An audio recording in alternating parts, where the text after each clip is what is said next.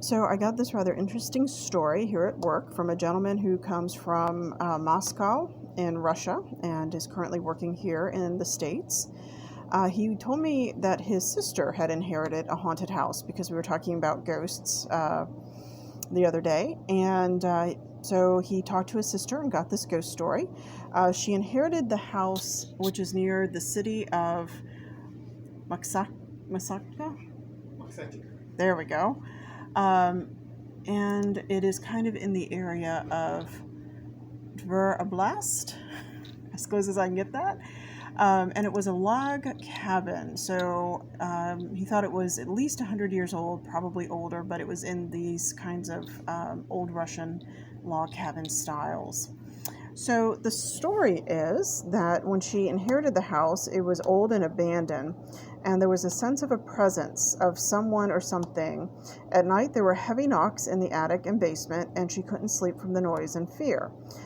In the morning, she would put out honey with water as a treat, because I think initially they were treating this like a brownie, which is a small spirit, nature spirit essentially.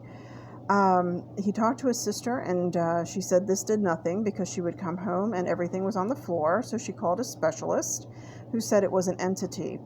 The souls of the dead began to live in the abandoned house, and it took her a long time to get rid of them.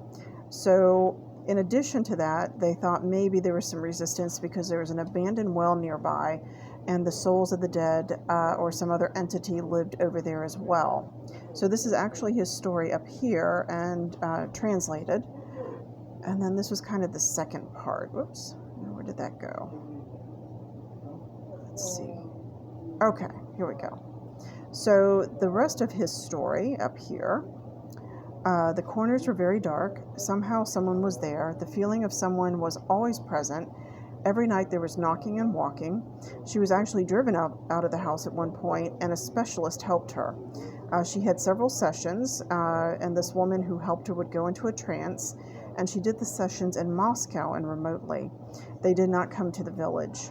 She brought out the entity, and a priest, her father, dedicated the house.